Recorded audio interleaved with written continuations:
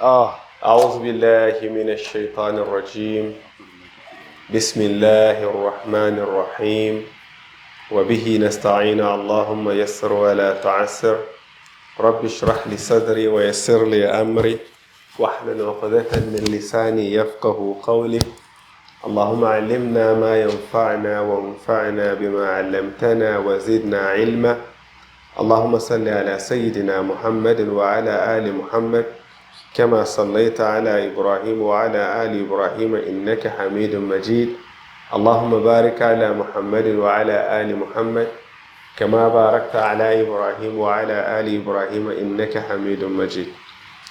In our previous discussion, we started the muqaddimah of Ta'lim al-Muta'allim, Tariq al-Ta'allum, the book that was written by Imam Burhan al-Islam al-Zarnuji.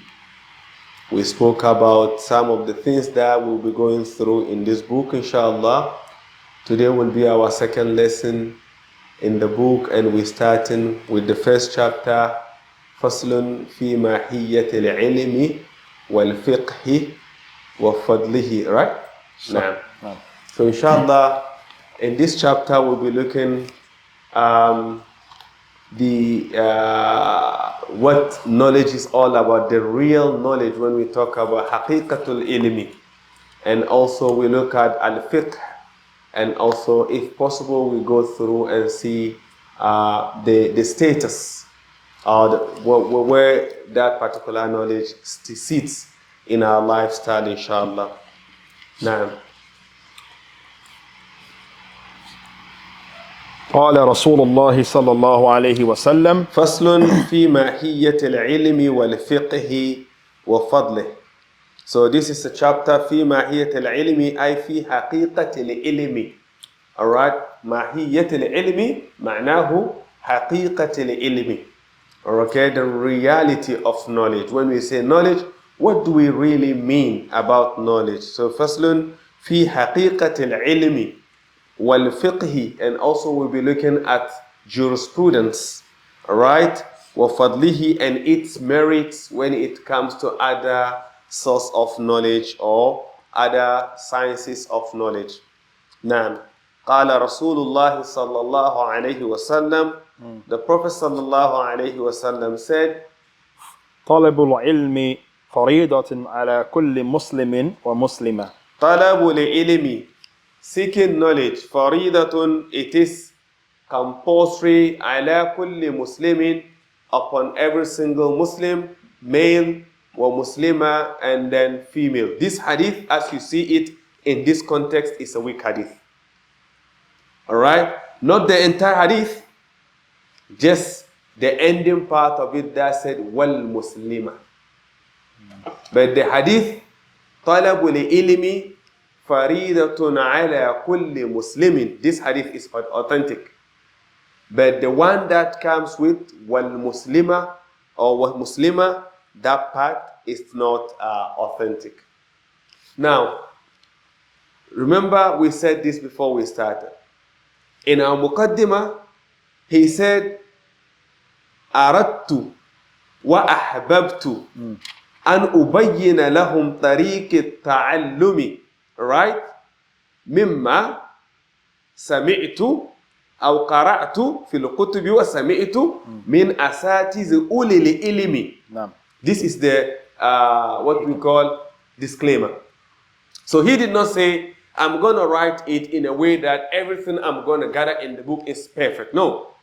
From things that I personally have read, and also things that I heard from others. So you don't come. That's why I said some years back in Hijaz, they don't do this book because they condemn. There are a lot of weak hadith in it. But as we speak now, in even Haram and even in Medina, in the masjid, there are scholars who are teaching this book. They are late. Our scholars who don't care about this have already gone with it. They are now going through. But alhamdulillah, it's never, what do you call it? Never late than whatever you say. Yeah, it's never too late. Never too late than ever. So at least they came back to it. Because better late than ever. Yeah, so because the situation of the lifestyle we have today, you need things of this nature. And that's why we said the other day, Don't just learn and then keep it. Keep the knowledge, keep the idea, practice it and see the outcome in your life. All right? So the part that says wa muslima is the weaker part of the hadith, but the hadith itself is authentic. All right? So when you say talabul ilmi faridatun ala muslim, that hadith is authentic.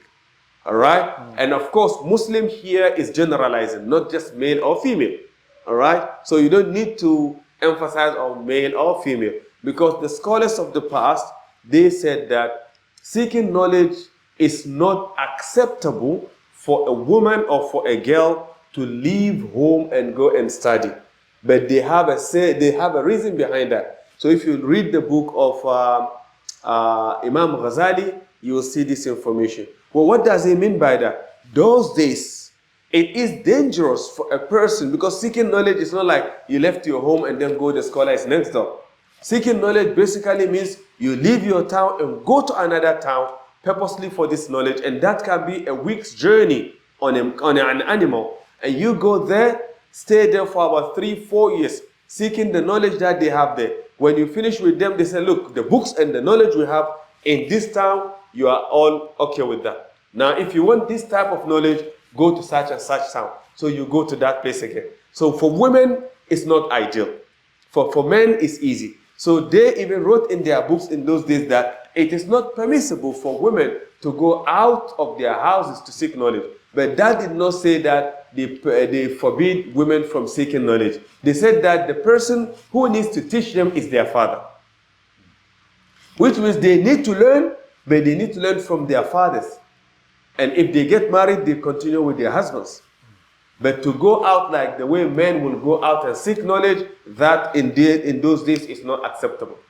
So if you see, they're talking about this, like someone will say, well, what of Aisha?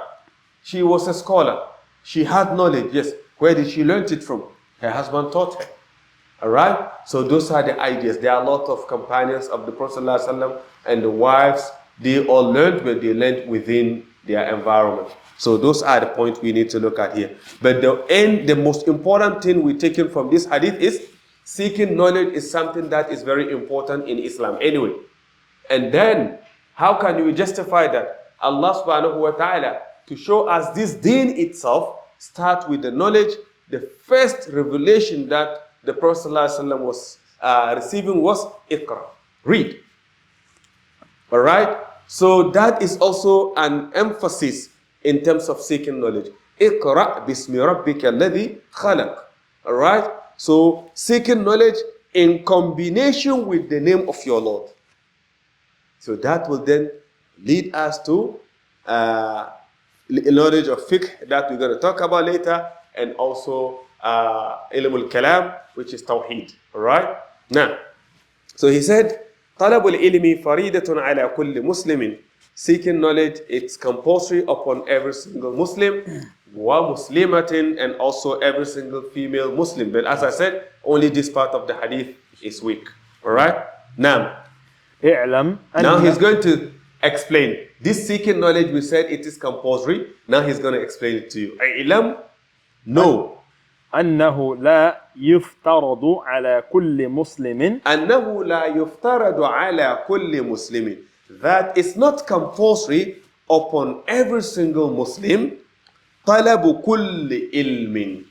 All right? To seek every knowledge. Now when we said seeking knowledge is compulsory upon every single Muslim, then you say that, well, why is this guy going to work? He's not seeking knowledge. It means he's committing a sin. No. Even though it is compulsory upon every single Muslim, not every single knowledge that is compulsory. Not every single knowledge. Some knowledge will be compulsory, some will not be. So that is what he's trying to tell you now. So seeking knowledge is general, but i'lam annahu, know annahu, that لا يفترض على كل مسلم طلب كل علم. It is not compulsory upon every single Muslim to seek every single knowledge. All right? So now we're going to look at which type of knowledge will be compulsory upon us. That is what you're going to tell us now. Now. وإنما وإنما يفترض عليه طلب علم الحال. وإنما يفترض عليه طلب علم الحال. But it is compulsory upon a believer or a Muslim طلب علم الحال, to seek the knowledge of the affairs that are on him, the affairs that will come to him, the affairs that he cannot live without. Which means that if today he is in a situation, that situation by itself, he needs to learn things about that situation. All right? If tomorrow he finds himself in another situation, that situation he needs to be familiar with. If the next day, or if he knew in his life, one day this particular affairs or situation will be on him, then knowing how to deal with that becomes compulsory. وَإِنَّمَا يُفْتَرَضُ عَلَيْهِ, it is only compulsory on him as a Muslim طَلَبُ عِلْمِ الْحَالِ, to seek the knowledge of situation or affairs that he will find himself in. Example. فإنه يقال, As it's been said, فَإِنَّهُ يُقال, as it's been said, أَفْضَلُ الْعِلْمِ عِلْمِ الْحَالِ, the best of knowledge is the knowledge of the affairs in which you are. Now, for example, if you are a single person, all right, but you have to share accommodation, Islamically, you need to know that person that I'm going to share accommodation with, because we are all singles, he might have some rights. At that moment, I need to know what are his rights so that I don't take his rights. All right? I need to know what is acceptable within the framework and the environment under the roof in which we're going to live in. The moment you said, I'm going to get married, now, since you are intending to bring someone's daughter in your house, or you want to move with someone's son, you need to know what are your responsibility in that relationship. As a male, what do you need to do as the head of the family? What are your responsibility? As a woman, what will be your responsibility? These are ahwal, these are hal that you need to know. In that situation, it is compulsory upon you to know the rules and regulations that bind two people together under marriage.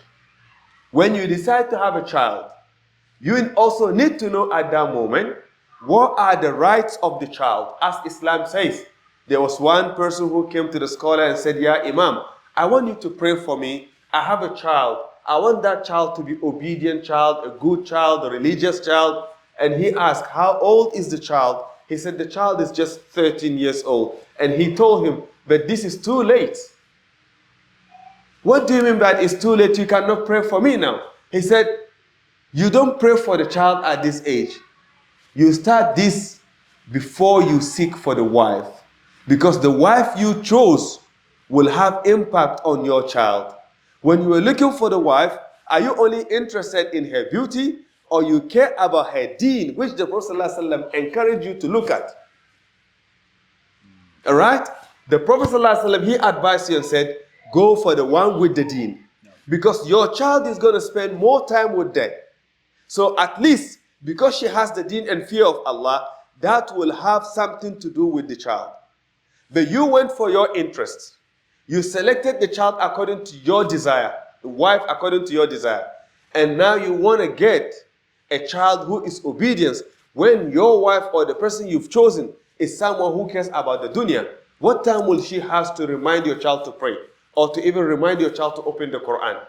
All right? So a hawal that you're going to find yourself in, start learning before it comes to you. Since you want to get married, know how to choose a wife, know how to deal with a wife, know how to give the right of that person. And when you decide to have a child also, know the right of the child by selecting the best of names, not forgetting selecting mother for the child. You want to see a woman that you will be proud saying that this is the mother of my child. Not only looking at the woman that you say, this is my girlfriend or this is my wife. Look at the same person and see, will you be proud to say this is the mother of my children? If no, she is not a wife for you. So the same thing applies to when you live in a mujtama, in a society. As long as you are not going to live in your apartment only, you will be coming out, you'll be dealing with people. You need to learn to know what are the rights of those people. When you live in a community, what are the rights of your neighbors? When you are working, what are the rights of your colleagues and what are the rights of your boss? If you are the boss, what are the rights of your what? Employees. You need to know all that. All right? So the idea here is ilmul hal, ahwal. We're talking about any affairs you can find yourself in. It is compulsory to know the rules and regulations in that. Is that making sense now? No. So when we talk about, yes, it is compulsory upon every single Muslim to learn. We not only learn Quran, learn Hadith, and that's it. No. Every affairs and ahwal that you can find yourself in, it is compulsory upon you to know the rules and regulations, what is halal in it, what is haram in it. Ahdari, he said that, وَلَا يَهِلُّ لَهُ أَن يَفْعَلَ فِعِلًا حَتَّى يَعْلَمَ حُكُمَ اللَّهِ فِيهِ. Right? No. It is not acceptable for a person who has reached the age of puberty to act upon any action until they know the rulings of Allah in it. Right? So those are, you can see how things connect from one to the other. Now, وأفضل العمل حفظ الحال. so he said the best of knowledge is what? The knowledge of your affairs. وَأَفْضَلُ الْعَمَلِ حِفْظُ الْحَالِ. And also the important action is knowing your condition, because you need to know yourself. You need to know what is accepted of you. So that knowledge, that doing that becomes more important. And things that you might face in life. So you are not only looking at your affairs today. If today I'm single, that is what I need to know. No. Think of, am I planning to get married in future? Think of, if I'm a student today, am I planning to work in future? Think of all that. As long as you know these things can change in future, then those information becomes important. Now, ويفترض على المسلم طلب علم ما يقع له في حاله. so in that sense, it is then compulsory upon a Muslim, okay? يفترض على المسلم, it is now compulsory, فرض upon a Muslim, طلب علم ما يقع له في حاله, أي في أي حال كان. All right? In any affairs that he finds himself in, knowing what is acceptable in that, knowing what is not acceptable in that becomes compulsory. Now, فإنه لا بد له من الصلاة. so now he's giving you example. فإنه لا بد له من الصلاة. As a Muslim, there's no way you have to pray. Salat is compulsory on you. If that is the case, what is then compulsory? Knowing the rules and regulations in Salat. Knowing what is fard. Knowing what is sunnah. Knowing what is mustahab. Salat cannot be performed without wudu. Knowing what is the fard of wudu, what is the sunnah of wudu, what is the mustahab of wudu. Knowing if there's no water, how do I manage? Knowing if my wudu is nullified, what will nullify the wudu? What are the things that spoil my wudu? What are the things that fix my salat? What are the things that spoil my salat? Since salat is compulsory on me, knowing all these things becomes compulsory. That is why there was a debate from the scholars of the past. There are those who said, if a person comes to the prayer and pray perfectly from beginning of the prayer till the end, but they don't know which part of the salat is fard, which part of the salat is sunnah, which part of the salat is mustahab, they said that that person's prayer is not acceptable. Even though they did everything perfect, but not knowing which part is which, they consider the person's salat is not acceptable. But then they said, unless if that person sat with a scholar who knows everything and taught them how to pray because of their comprehension, did not divide what is fard, what is sunnah, what is mustahab, then there's no problem. But for them to just imitate because they see people doing and they do it without doing what is compulsory, what is sunnah, what is mustahab, that salat, they see that it's not acceptable. And others said it would be acceptable, but the reward will not be as much as the person who knows what they're doing in their prayer. Okay? So, la budda minhu salat. There's no way he will perform salat. If he will perform salat, indeed, knowing things that are related to salat becomes compulsory on him. So those are the things we're talking about now. Example is salat. And also what? فيفترض عليه علم ما يقع له في صلاته. So then in that situation, it becomes compulsory on him to seek the knowledge of things that might happen in his prayer. Now there are people, mashallah, tabarakallah, they've gone to school all the way to university. But when you sit that person down, he called himself a Muslim, she called herself a Muslim, and ask, tell me in your prayer, which part of it is compulsory? They don't know. It's a disaster, isn't it? Because when we start in fiqh, we start asking questions about things that can happen in prayer. How many will people be able to know how to do or what to do when this thing happen in my prayer? Okay? So those are the things we're talking about. It's not that you have to study to become a scholar or to become an imam or to become a lecturer. No. It's about knowing what you found yourself in terms of salat, which is compulsory on you. Knowing anything that is regarding salat, you should be familiar with that. Now, بقدر ما يؤدي به فرض you الصلاة. see, بقدر ما يؤدي به فرض الصلاة. As it's not also everything knowledge, no. Just small as what will help him to be able to what? Establish what is compulsory in the prayer. So for example, if a Muslim knows exactly what he will be able to do in his 5 daily prayer, only that is enough for him. If he does not learn about how to pray Eid prayer, he does not learn how to pray Salat al-Istisqa, he does not learn how to pray Salat al-Tarawih, he does not know how to pray Salat al-Eid, and all those salawat, as long as he knows the 5 daily prayer, is enough for him. Because those are the compulsory salat. Does that make sense? No. The Prophet ﷺ sat with his companions. A man came to him and said, Ya Rasulallah, kulli fil Islam qawlan. Tell me something about Islam. La as'alu anhu ahadan ghayru. That I will not ask someone about apart from you. And the Prophet ﷺ taught him to pray the 5 daily prayer. He asked, Ya Rasulallah, is there anything compulsory apart from this? The Prophet ﷺ said, no. In terms of prayer, this 5 daily prayer is a compulsory act. Then he taught him about fasting. Fasting of what? Ramadan. He did not add anything on that. He said, just fasting in the month of Ramadan, that is compulsory. He told him, if you have money, he gives zakat. If you have money, if you have the means, go to Hajj. He said, is that all compulsory? He said, yes. He said, okay, I swore by Allah that the one who sent you as a prophet, I'm not going to add anything on what you just taught me. Which means fasting on Monday, Thursday, day of Ashura, the day of Arafah, I'm not interested in that. Nawafil after Maghrib, after Isha, Tarawih, I'm not going to do all that. Tarawih, I'm not going to do that. When he left, the Prophet ﷺ told his companions, for anyone amongst you who want to see a man walking on the surface of the earth who is among the people of Jannah, is that man who is going.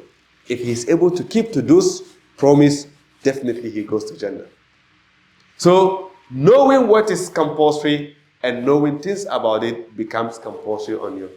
Now, بقدر ما يؤدي به فرض الصلاة ويجب عليه بقدر ما يؤدي به الواجب. So exactly to know exactly what will help him to be able to do the compulsory aspect of his salat. And also is to just say that anything that is wajib, compulsory upon you, knowing things that is associated with that also becomes important. So if I have to pray, knowing how to perform wudu becomes compulsory because the salat cannot be done without that, isn't it? No. So those are the things. If I need to do business, I need to know what is acceptable and what is not. So because of that, that becomes compulsory. So I stay away from riba, to stay away from all this, because I want to do that. So those are the things that I need to know, and then know the barriers in which I can. Now, لأن ما يتوصل به به إلى إقامة فرض. يكون فرضا. Yep. Because anything that you're going to lean on to help you perform what is compulsory or fard, that thing also becomes fard. No. That's what we talk about. La Buddha, there's no way you have to pray.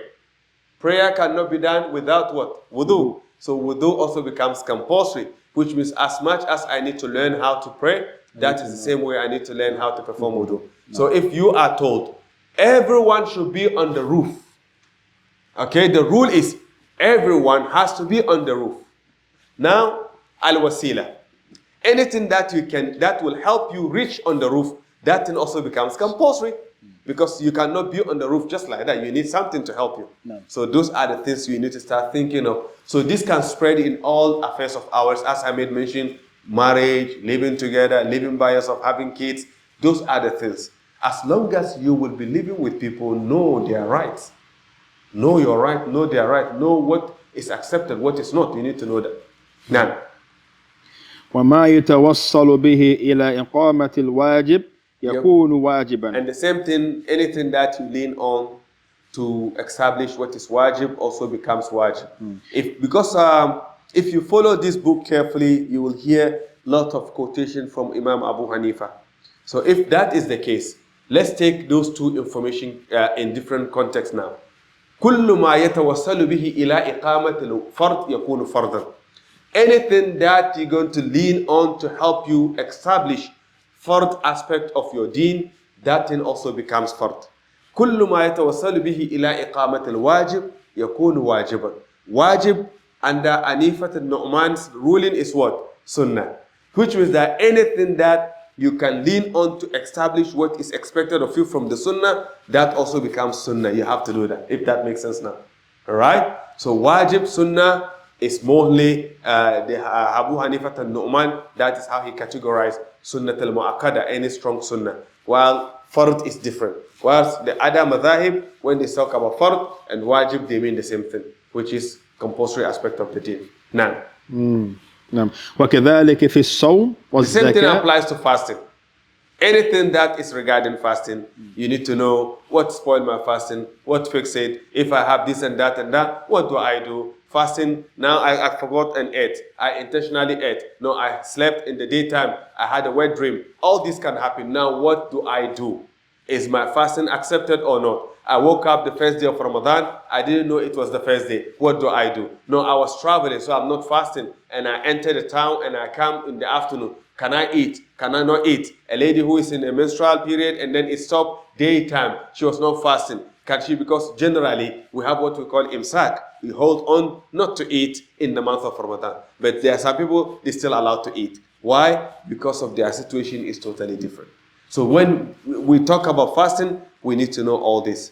Now, والزكاة. the same thing applies to giving charity. We need to know what is accepted and what is not, what will spoil our zakat and what is not. Now, إن كان له مال. if only, because zakat, of course, you give it when you have the means. So in كان له مال, if you have the money. نعم. والحج إن وجب عليه. And Hajj also, if it's compulsory aspect, only in wajaba, when you have the money, you have the time, and you are healthy.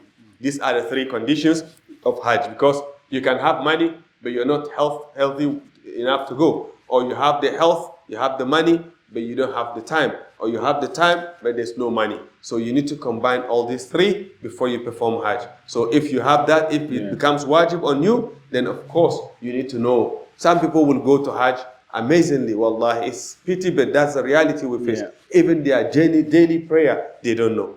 Okay, they don't know how to pray. Surah Al-Fatiha they struggle with, but they're going to Hajj. How are they going to learn even Talbiyah, to say Labbaik Allahumma Labbaik? Someone, if you open his mouth in there to say what you are saying, you will swear that Allah will not even answer his ibadah. And you see, as the Prophet ﷺ himself advised, when you go around Tawaf, concentrate and do the ibadah. How many people today we see, they are live with their phone? How many people push each other next to the black stone? You know, so all this you ask yourself, do they really know what is acceptable or what is not? They're just doing it for doing sake. All right? So we are to learn, and those are what is compulsory upon every single Muslim, to learn anything of this nature, because we will hoping to go to Hajj, hoping to go to Umrah, hoping to fast in the month of Ramadan. We need to know everything about this. Now, وكذلك في البيوع. the same thing applies to buyu' also in business. In kana yatajr, if he is selling and buying as a merchant, so you need to know, how can I gain my profit without taking advantage of people? You need to learn all this. You need to know. You don't want to go into riba, so you want to know, how do I profit without crossing the barriers of Allah subhanahu wa ta'ala. So وَكَذَلِكَ فِي الْبُيُوعِ. Buyu' means like buying and selling. In kana yatajir, if it's a merchant. Alright? So you need to know all this. Know the rules and regulations in it so that you don't cross the barriers of Allah subhanahu wa ta'ala.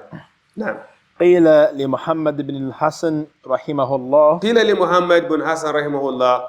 Muhammad, the son of Hassan, may Allah have mercy on him, was told, ألا تصنف ألا تصنف كتابا في الزهد. نعم Won't you write a book في الزهد about staying away from dunya?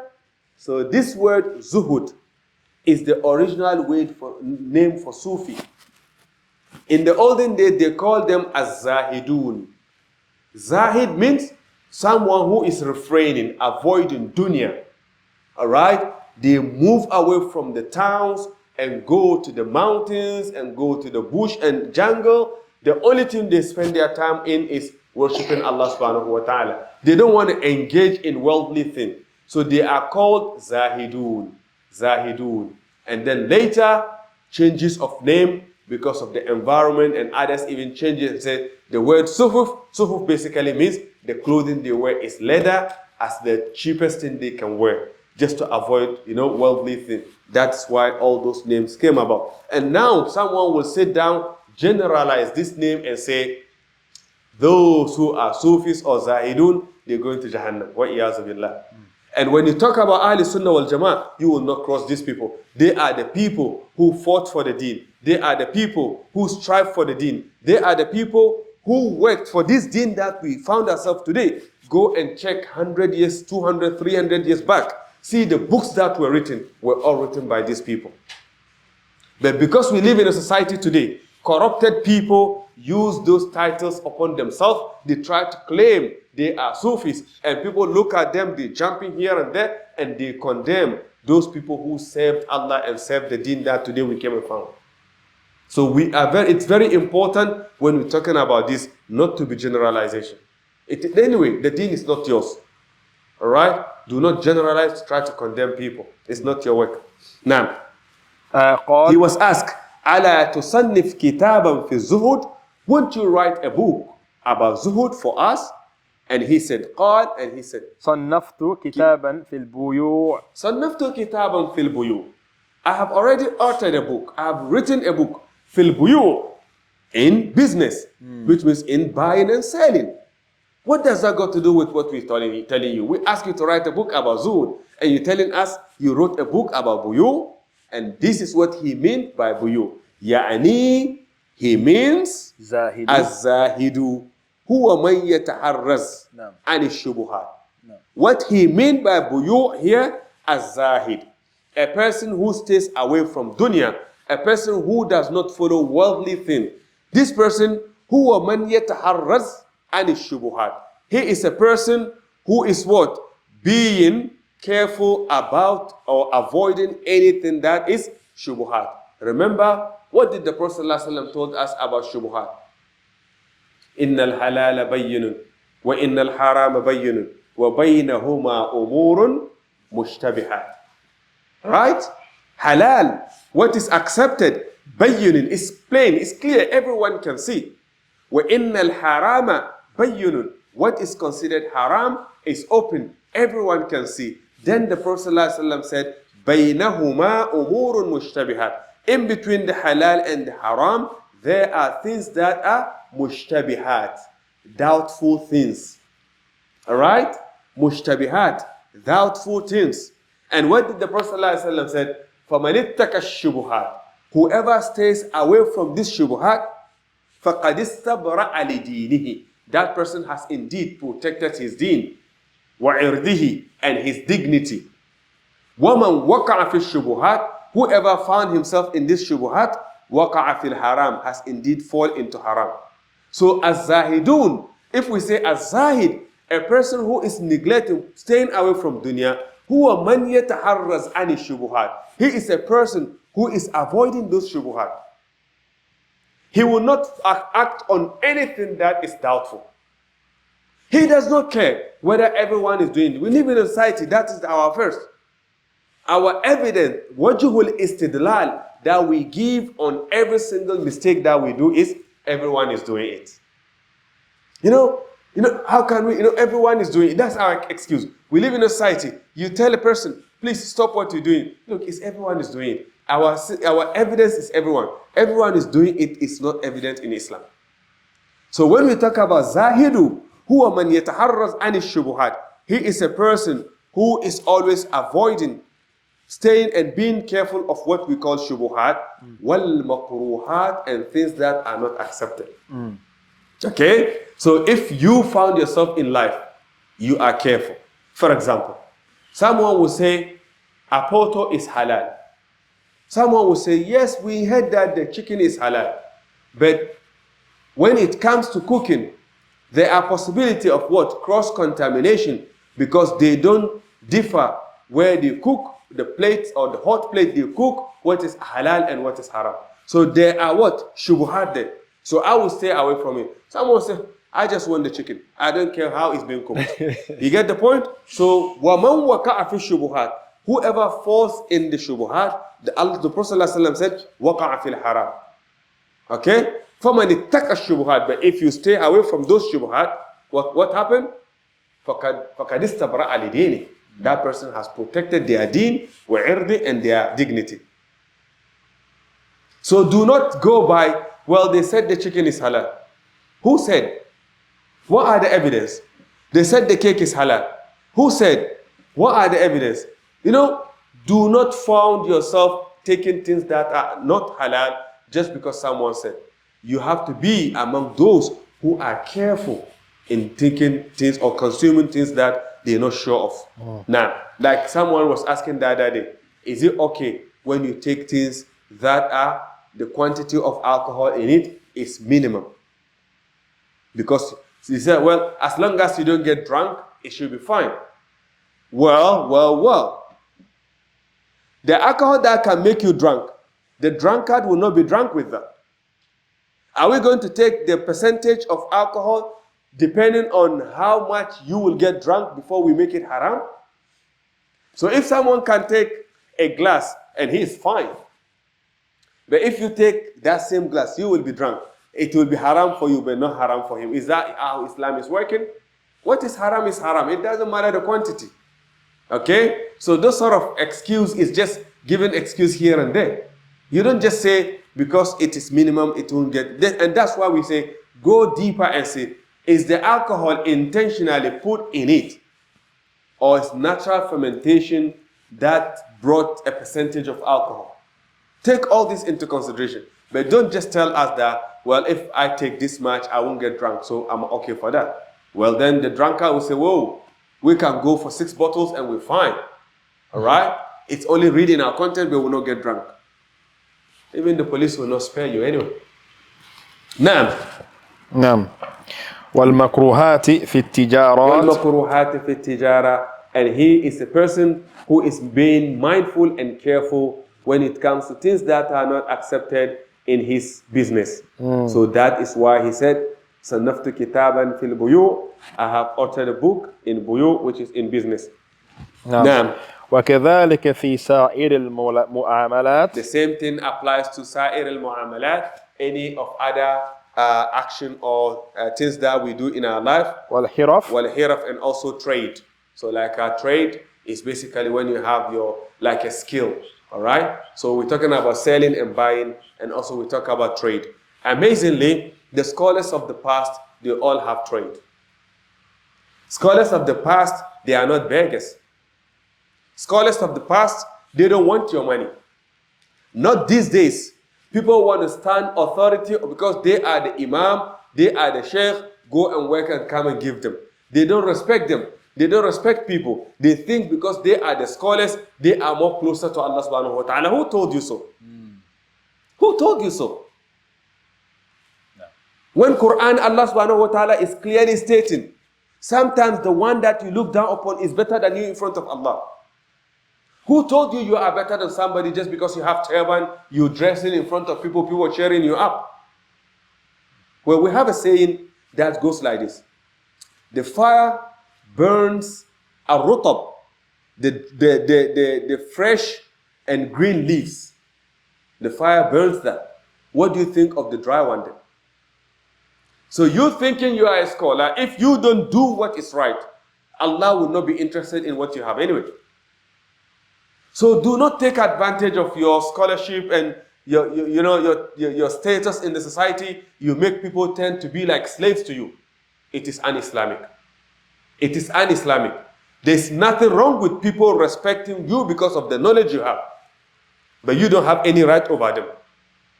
Do what they do. The Prophet ﷺ is the most important person ever walked on the surface of the earth. In terms of status, no one can catch up with him. The Prophet ﷺ goes on the battlefield with his companions. When they were digging the trench, they dug, he also dug. When they were building the masjid, they collect blocks, he collect blocks. They collect mud, he collect mud. He comes home, he is part of the work in the house. He helps his wives. He cut the meat for them to cook. He sews his own clothing. So where did you get this title of being a king? Just because you're a scholar. Where did you get this title of people have to follow you to the extent they have to respect you, follow your children, even the chicken in your house, you want them to be better than the people that are trying to respect you because of the knowledge. This is un-Islamic. This is no way you can justify in Islam. The Prophet is the best example, and he did not sit with his companion like that. He acted. He did what needs to be done. When they were going to the battle, there's no enough horses. How many people have to share a horse? He shared his horse with what? 2 people. I remember Sayyidina Ali would say, Ya Rasulullah, look, with me and myself and Zayd, Osama, we are young, we are strong. The Prophet ﷺ said, and so what? Do you think you deserve more reward from Allah than me? We share. You use the horse, I walk, this guy walk, it comes to a time, another person takes it, and that's how they rotate until they go to where they're going. And the companions showed the same example. They learned from the Prophet ﷺ. Look at Umar, when he was going to open Qudus. When they conquered Jerusalem, they have to go and open that. What happened? They have only one mount. He was going with a slave boy. He said, we have to share the trip. I will mount, I get down and walk, you will mount. You get down, we left the animal to walk without anyone mounting. That's how we're going to do till we get there. They were doing that. It came to a point that the boy needs to ride. It is his turn. But they were entering Jerusalem. The boy said, Amir al-Mu'minin, you are the head of the Muslim Ummah. Where we're going now, we've reached. He said, no, the condition is still the same. It is your turn now. Which among our scholars will do that? They make students who respect them, cherish them, they make them turn like slaves. Scream at them, command them here and there. They sit there like kings. They want you to serve them, serve their children, serve their wives, even the animals in their house you have to serve. This is un-Islamic. Wallahi, no scholar has Jannah or Jahannam. No one deserved to get that. Out of courtesy, we respect our scholars. Out of courtesy, we give them some sort of, but not because they are entitled to anything. You get the point? So we need to be very mindful. Sometimes people thought they are entitled. It's not the case. Now. وكل من اشتغل بشيء منها. وكل من اشتغل بشيء منها. So whoever found himself in things of this nature, in terms of whether he's doing business, salat, or all those things we mentioned, that person has to be mindful. يفترض عليه علم التحرز عن الحرام فيه. So in that situation, that person needs to know or have the knowledge of things that will protect him from what is haram in those things. All right? So anything that you find yourself in, as I made mention in our mujtama, we need to be mindful how we treat each other. Anything that is haram, we need to know so that we can refrain from that. Now. وكذلك يفترض عليه علم أحوال القلب. And also, very important to know the knowledge of ahwal al-qalb. This ahwal al-qalb, both maybe you need to give us a time as a series. We need to go through the ahwal al-qalb. Yeah, because one of the problems we face today is we are physically religious, We are, when we appear, our appearance has iman, but the iman is not in our heart. No. You see a person doing all sort of rubbish here and there. All of a sudden, he became religious. By what? Leaving the beard, getting his thawb, and then he goes around takfir. This guy is going to Jahannam. This hadith is weak. This guy is going to Jahannam. Oh, these guys, they are Jahannam. He has already taken the key from Malik. He's putting people to Jahannam. You know, because of what? There is no iman in the heart. The day iman goes in the heart, he is now scared whether even his own deeds are accepted or not. No. So when you've not finished with yours, will you judge somebody? No way. Min husn al-Islam al-mar'i tarkuhu ma la yani. Because it is part of perfection of your iman or your Islam to stay away from what does not concern you. But here you are, just because you have the thawb, you left the beard, you started putting people into Jahannam. This is bid'ah, bid'ah, bid'ah, bid'ah, bid'ah. Then he himself becomes bid'ah without knowing. No. This is the problem we're having. The problem is because there's nothing in the heart. It's just empty. No. We don't start iman with our outwardness. Iman starts inside and then reflect out. But the moment it starts from outside, what it leads to arrogance. It's true. Wallah, it leads to arrogance. We feel we are better than other people because of the way we dress. We feel we are better than others because of the way we present ourselves. We feel like, we just feel like everyone is nobody, we are somebody. Who told you so?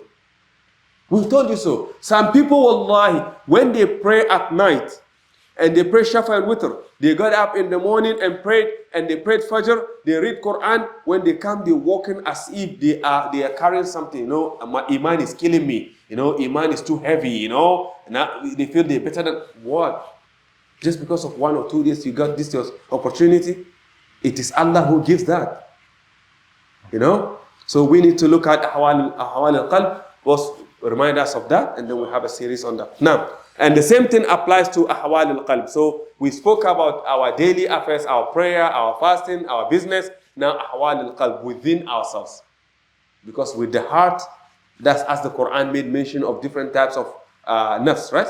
We got nafs al-ammara bisu, nafs al-lawwama, nafs al-mutma'inna, and those. So you need to be able to know those types, and you know where you sit. All right, so ahwal al-qalb, we'll be looking at that as well. Min al-tawakkul, among the ahwal al-qalb is tawakkul. Tawakkul, sincere depending on Allah subhanahu wa ta'ala. You only depend on Allah. And that, you can do that without telling people. We need to see it in your action. When things happen wrong, how do you act? When things don't go your way, how do you act? Do you go about insulting people, cursing them, abusing them because you are the only good person? Or you look at it as one of what Allah subhanahu wa ta'ala has done? Do you believe in qadr? If you really believe in qadr, you will know that what Allah has written is what is happening in your life. Not because someone has done something wrong. You need to be able to understand this concept. Why are people saying they are scholars but they cannot see Allah in what is going on in their life? They only need to blame someone so that they feel comfortable. Someone has to be wrong before they feel comfortable. So number one, tawakkul, full depending on Allah subhanahu wa ta'ala. Wal inaba, inaba also returning to Allah subhanahu wa ta'ala. In everything that happened, you go back to Allah. You are in difficulty, you make dua, and you say at the end of the day, this is what Allah subhanahu wa ta'ala has written.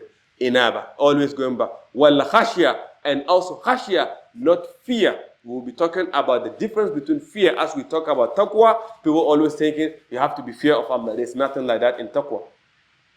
So when we talk about khashya, it's about being humble in front of Allah subhanahu wa ta'ala. Khushu. Khushu. Now, being humble in front of Allah, if really you have iman, and you make dua and then Allah subhanahu wa ta'ala answered, does that make you anyone extraordinary? Or is rather a way to thank Allah that He answered your dua? But people would use that against people.